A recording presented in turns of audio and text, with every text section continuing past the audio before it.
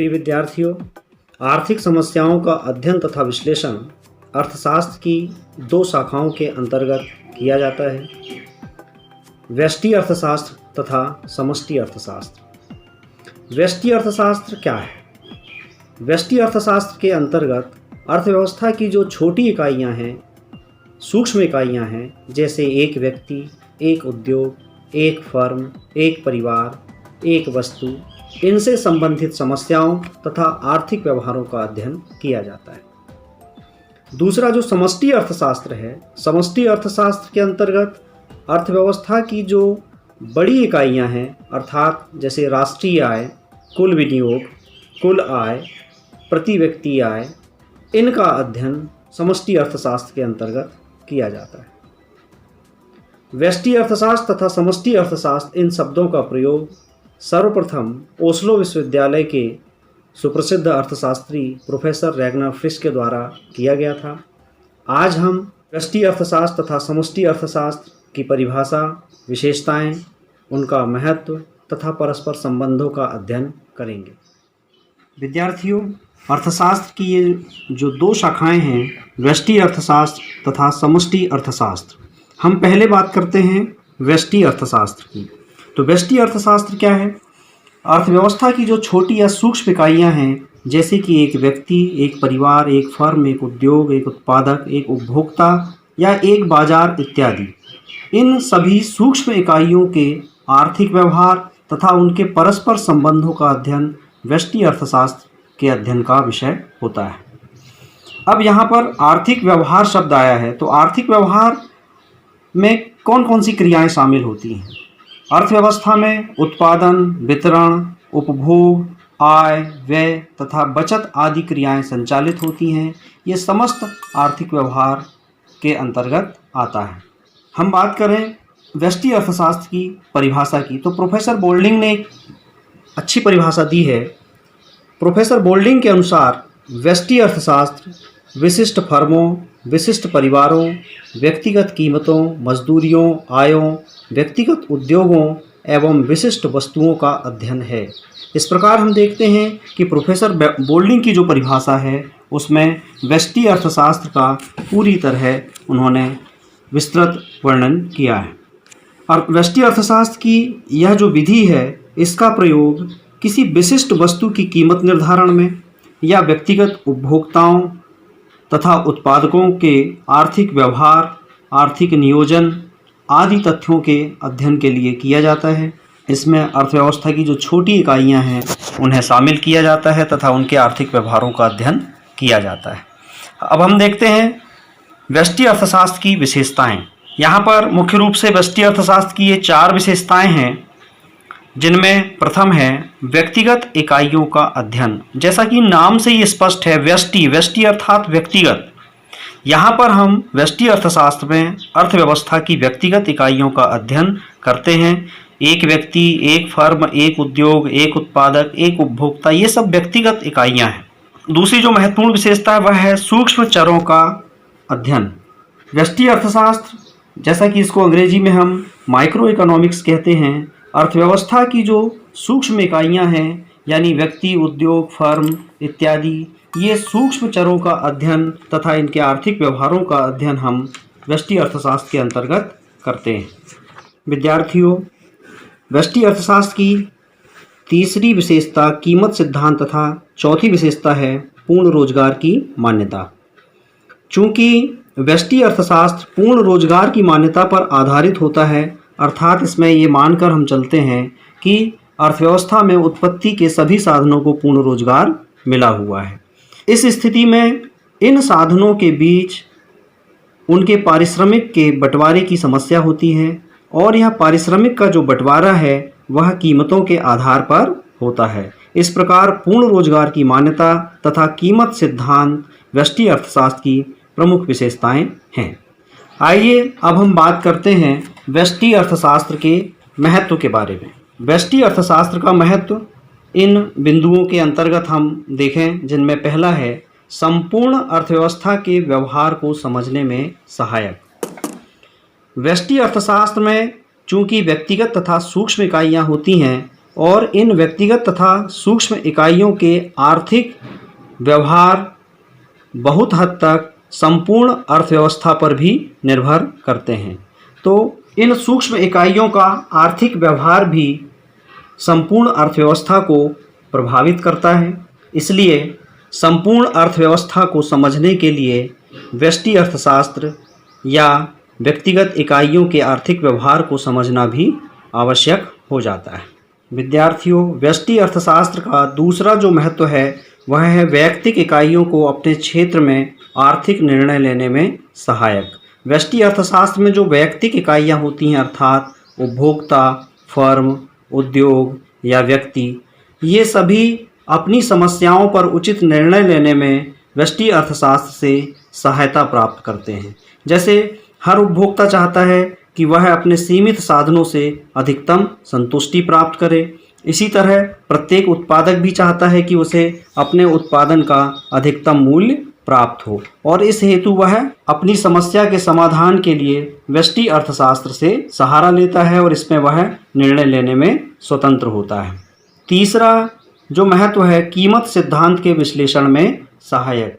चूँकि व्यष्टि अर्थशास्त्र में पूर्ण रोजगार तथा कीमत सिद्धांत महत्वपूर्ण विषय होता है। इसमें विभिन्न साधनों के बीच पारितोषिक का बंटवारा वस्तुओं या श्रम की कीमतों पर आधारित होता है। अतः कीमत सिद्धांत के विश्लेषण में व्यष्टि अर्थशास्त्र की महत्वपूर्ण भूमिका होती है। चौथा, आर्थिक नियमों के निर्माण में सहायक। अर्थशास्त्र के अनेक नियम जैसे सीमांत उपयोगिता नियम, उपयोगिता ह्रास नियम, उपभोक्ता की बचत आदि सभी सीमांत विश्लेषण पर आधारित होते हैं और सीमांत विश्लेषण व्यष्टि अर्थशास्त्र का एक महत्वपूर्ण यंत्र होता है। पांचवा है वैयक्तिक इकाइयों की कार्यकुशलता वृद्धि में सहायक। व्यष्टि अर्थशास्त्र में जो वैयक्तिक इकाइयां होती हैं यह अपने लाभ के लिए अपनी कमियों से सीखते हुए तथा कार्यकुशलता में वृद्धि का प्रयास करती हैं, जिसमें व्यष्टि अर्थशास्त्र उनकी सहायता करता है। छठवां है सरकार की आर्थिक नीतियों के निर्माण में सहायक। सरकार जब आर्थिक नीतियों का निर्माण करती है तो इन नीतियों के परिणाम स्वरूप व्यक्तियों या उपभोक्ताओं पर पड़ने वाले प्रभावों को भी ध्यान में रखती हैं। सरकार उपभोक्ता के व्यय ढांचे, विभिन्न उपभोक्ता वस्तुओं की कीमतें, श्रमिकों की मजदूरियों आदि को ध्यान में रखते हुए अपनी नीतियों का निर्धारण करती हैं। इस प्रकार हम कह सकते हैं कि सरकार की आर्थिक नीतियों के निर्माण में व्यष्टि अर्थशास्त्र की महत्वपूर्ण भूमिका होती है। विद्यार्थियों, अभी हमने व्यष्टि अर्थशास्त्र तथा इसकी विशेषताएं एवं महत्व के बारे में जाना। आइए अब हम बात करते हैं समष्टि अर्थशास्त्र के बारे में। समष्टि अर्थशास्त्र अर्थात मैक्रो इकोनॉमिक्स। मैक्रो शब्द जो है यह बड़े या वृहत के अर्थ में प्रयोग में आता है। तो हम कह सकते हैं कि आर्थिक विश्लेषण की वह शाखा जो समस्त अर्थव्यवस्था तथा अर्थव्यवस्था से संबंधित बड़े योगों व औसतों का, उनके व्यवहारों और पारस्परिक संबंधों का अध्ययन करता है, समष्टि अर्थशास्त्र कहलाता है। यहाँ पर हम छोटी इकाइयों का अध्ययन न करके बड़ी इकाइयों का अध्ययन करते हैं। बड़ी इकाइयों में जैसे कुल राष्ट्रीय उत्पादन, राष्ट्रीय आय, कुल विनियोग, कुल रोजगार, कुल उपभोग, कुल मांग, कुल पूर्ति, कुल बचत तथा कुल रोजगार आदि होते हैं, जिनका संबंध एक देश की संपूर्ण अर्थव्यवस्था से होता है। तो यहाँ पर हम एक संकुचित अवधारणा को छोड़ करके एक विस्तृत अवधारणा को लेते हैं तथा अर्थव्यवस्था से संबंधित बड़े योगों का अध्ययन करते हैं। अतः हम इसे समष्टि अर्थशास्त्र कहते हैं। समष्टि अर्थशास्त्र की परिभाषा प्रोफेसर बोल्डिंग ने एक संपूर्ण परिभाषा दी है।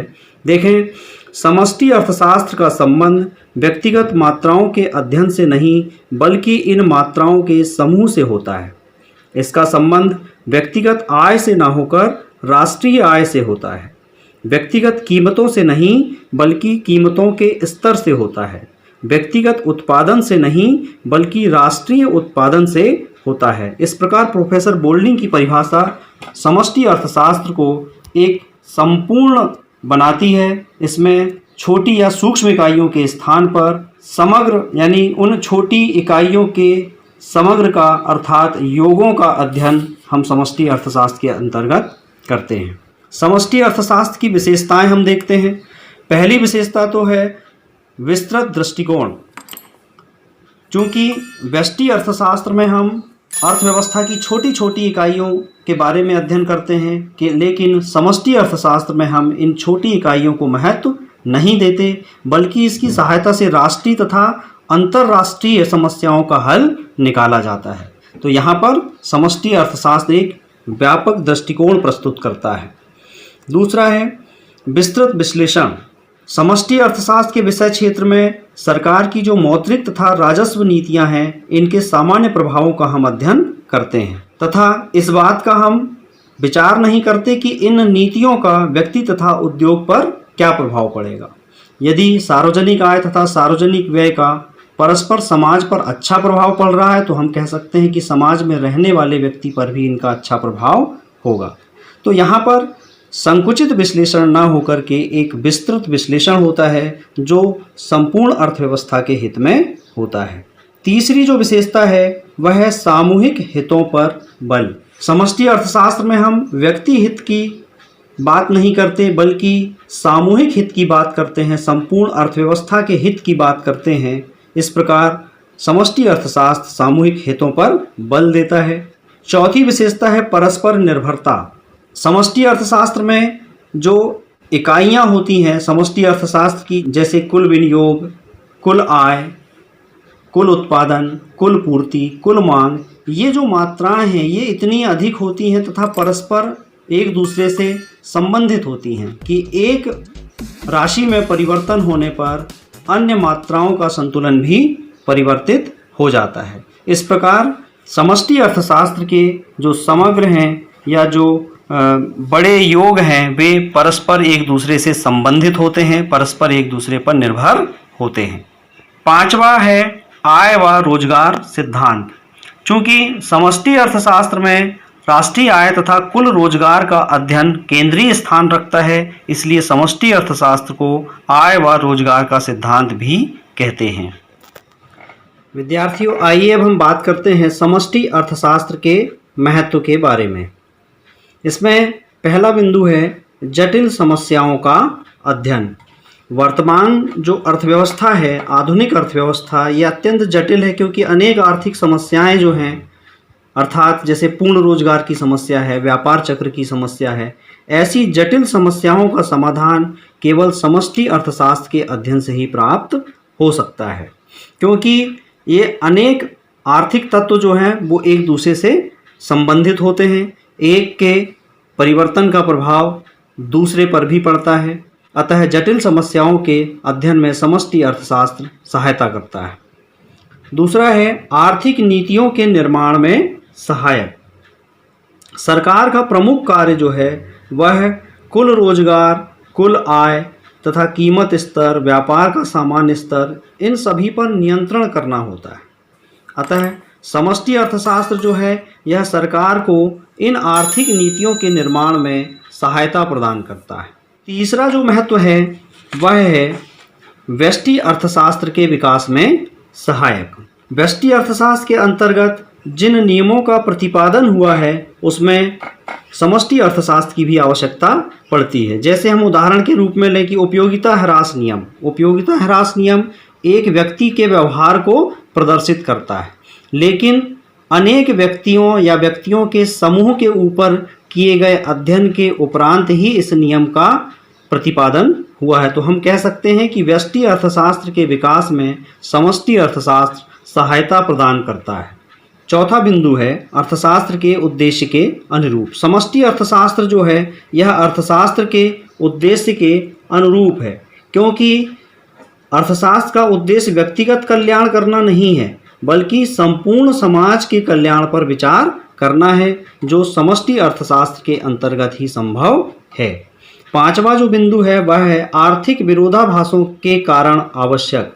आर्थिक विरोधाभास आर्थिक जगत में आप देखें, जैसे एक व्यक्ति के दृष्टिकोण से हम देखते हैं कि बचत करना एक अच्छी आदत है, लेकिन अगर अर्थव्यवस्था में रहने वाले सभी लोग अगर बचत करने लगें तो उसका अर्थव्यवस्था पर प्रतिकूल प्रभाव पड़ता है।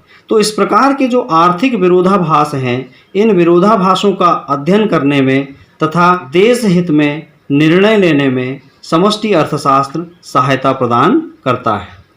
मौद्रिक समस्याओं का विश्लेषण।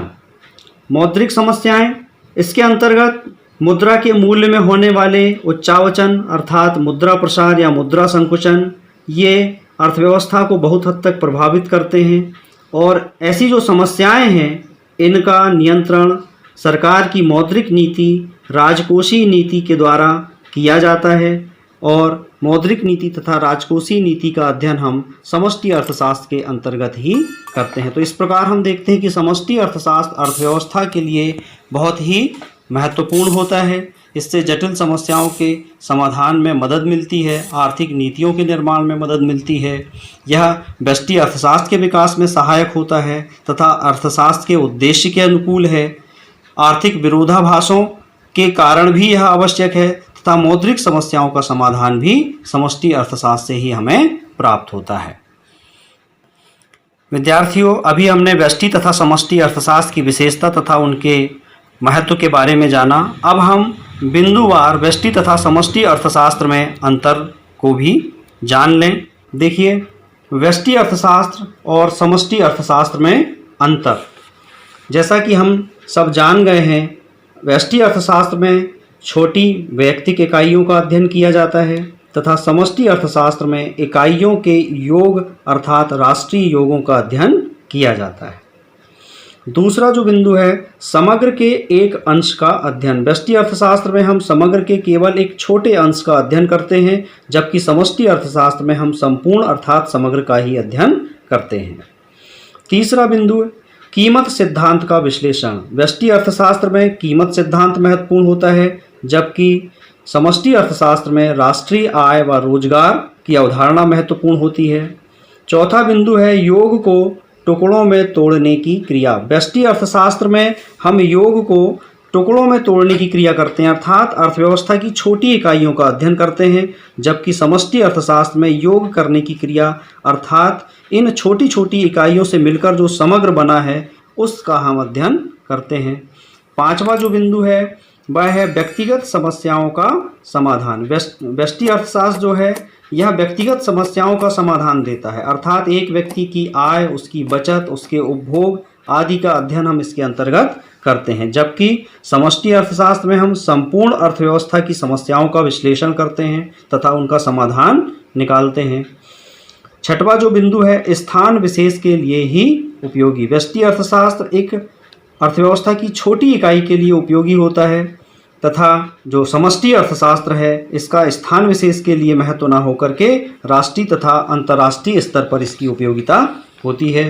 सातवां है व्यक्तिगत कीमत उत्पादन उपभोग की ओर निर्देशित करता है, जबकि समष्टि अर्थशास्त्र सामान्य कीमत स्तर, राष्ट्रीय आय तथा संपूर्ण अर्थव्यवस्था की ओर निर्देशित करता है। आठवां बिंदु है उपभोक्ता या फर्म को सर्वोत्तम दशा तक पहुंचाने में व्यष्टि अर्थशास्त्र सहायता करता है। यहाँ पर आप देखें कि व्यष्टि अर्थशास्त्र एक उपभोक्ता या फर्म को सर्वोत्तम दशा तक पहुंचाने में मदद करता है, जबकि समष्टि अर्थशास्त्र संपूर्ण अर्थव्यवस्था को सर्वोत्तम बिंदु तक पहुंचाने में सहायक होता है। नवा बिंदु है व्यष्टि अर्थशास्त्र एक सरल अवधारणा है, चूंकि हम इसमें छोटी छोटी इकाइयों का अध्ययन करते हैं अतः एक सरल अवधारणा है, जबकि समष्टि अर्थशास्त्र अपेक्षाकृत एक जटिल अवधारणा है। अभी हमने व्यष्टि तथा समष्टि अर्थशास्त्र में अंतर देखा। वास्तव में व्यष्टि तथा समष्टि अर्थशास्त्र दोनों एक दूसरे के प्रतियोगी नहीं हैं, अपितु ये आर्थिक विश्लेषण की दो भिन्न भिन्न रीतियां हैं जो स्वतंत्र न होकर एक दूसरे पर निर्भर करती हैं। इन दोनों में से कोई भी रीति अपने आप में पूर्ण नहीं है। व्यष्टि अर्थशास्त्र हो अथवा समष्टि अर्थशास्त्र, दोनों की ही अपनी कमियां अथवा सीमाएं हैं। अतः हम आर्थिक समस्याओं के अध्ययन में इन दोनों का ही उपयोग करके अर्थव्यवस्था का समुचित अध्ययन कर सकते हैं। तो आर्थिक विश्लेषण की ये दोनों रीतियां एक दूसरे की प्रतियोगी ना होकर पूरक हैं। व्यष्टि अर्थशास्त्र को समष्टि अर्थशास्त्र का सहारा लेना पड़ता है तथा समष्टि अर्थशास्त्र को व्यष्टि अर्थशास्त्र का सहारा लेना पड़ता है। इन दो बिंदुओं के तहत हम इनकी परस्पर निर्भरता को देखेंगे। पहले हम देखते हैं समष्टि आर्थिक विश्लेषण में व्यष्टि आर्थिक विश्लेषण की आवश्यकता, जिसमें पहला बिंदु है कि अर्थव्यवस्था की सही जानकारी के लिए उन सिद्धांतों का ज्ञान आवश्यक है जो व्यक्तियों, परिवारों तथा फर्मों के व्यवहार पर प्रभाव डालते हैं। अर्थात समष्टि आर्थिक विश्लेषण में हमें व्यक्तियों, परिवारों तथा फर्मों के व्यवहार का भी अध्ययन करना होता है। दूसरा है संपूर्ण अर्थव्यवस्था को समझने तथा उसके संबंध में नीतियों का निर्धारण करने के लिए वैयक्तिक इकाइयों के संयोगों का अध्ययन आवश्यक है। चूँकि समाज व्यक्तियों के समूह से बनता है, उद्योग जगत में कोई एक फर्म से उद्योग जगत नहीं बनता है। अर्थात पूरे व्यापार जगत का या व्यापार का अध्ययन करना है तो उसमें जो उसकी छोटी छोटी इकाइयां हैं, इन सब के संयोगों का अध्ययन करना आवश्यक होता है। इस तरह से समष्टि आर्थिक विश्लेषण में व्यष्टि आर्थिक विश्लेषण की आवश्यकता पड़ती है। मांग तथा उत्पादन के सही विश्लेषण की आवश्यकता भी सिद्ध करती है कि समष्टि आर्थिक विश्लेषण में व्यष्टि आर्थिक विश्लेषण की आवश्यकता होती है। अब हम देखें व्यष्टि आर्थिक विश्लेषण में समष्टि आर्थिक विश्लेषण की आवश्यकता, जिसमें पहला बिंदु है कि कोई फर्म है जिसे अपने उत्पादन का निर्धारण करते समय अर्थव्यवस्था में कुल मांग, देश में आय व रोजगार की स्थिति आदि बातों को ध्यान में रखना पड़ता है। यानी व्यष्टि अर्थशास्त्र में एक फर्म अपने उत्पादन का जब निर्धारण करती है तो वह पूरे देश में उस वस्तु के कुल कितनी मांग है तथा देश में आय व रोजगार का स्तर कैसा है, इन सभी स्थितियों का अध्ययन करती है, तभी वह वस्तु का उत्पादन करती है। दूसरा है साधनों को पारिश्रमिक का निर्धारण करते समय फर्म या उद्योग अपनी स्वयं की श्रम की मांग पर निर्भर नहीं करता, वरन इस बात पर भी निर्भर करता है कि संपूर्ण अर्थव्यवस्था में कुल मांग कितनी है। यानी साधनों को पारिश्रमिक का बंटवारा जब किया जाएगा तो न केवल वह यह नहीं देखेगा कि उसे खुद की श्रम की मांग पर कीमत का या पारिश्रमिक का निर्धारण नहीं होगा, बल्कि संपूर्ण अर्थव्यवस्था में श्रम या अन्य साधनों की जो मांग है उस पर उन साधनों को मिलने वाला पारितोषिक निर्भर करता है। इसी तरह विक्रय का निर्धारण, कोई भी फर्म अपना कितना माल विक्रय कर सकेगी यह केवल उस फर्म द्वारा उत्पादित वस्तु की कीमत पर ही निर्भर नहीं करता, अपितु समाज में नागरिकों की क्रय शक्ति पर भी निर्भर करता है। अर्थात किसी वस्तु की कीमत कम कर देने से वह वस्तु अधिक मात्रा में बिकेगी ऐसा निश्चित नहीं होता है। कई बार ऐसा भी होता है कि वस्तु की कीमत कम होने पर भी उसकी मांग नहीं बढ़ती है, अपितु महंगी वस्तुओं की मांग बढ़ जाती है, क्योंकि देश में लोगों की क्रय शक्ति बढ़ जाती है। तो क्रय शक्ति पर निर्भर करता है कि कोई फर्म वस्तु की कीमत कितनी रखे। इस प्रकार हमने देखा कि वस्तु की विक्रय का निर्धारण करने में वस्तु की कीमत का महत्वपूर्ण स्थान नहीं होता है, बल्कि समाज के लोगों की क्रय शक्ति महत्वपूर्ण होती है। क्रय शक्ति ही यह तय करती है कि किसी वस्तु का कितनी मात्रा में विक्रय होगा या वह वस्तु कितनी मात्रा में खरीदी जाएगी। इस प्रकार आज हमने व्यष्टि तथा समष्टि अर्थशास्त्र, उनकी परिभाषाएं, विशेषताएं, उनका महत्व, उनमें अंतर तथा परस्पर निर्भरता के बारे में हमने जाना। मुझे विश्वास है कि यह वीडियो विद्यार्थियों के लिए उपयोगी सिद्ध होगा। नमस्कार।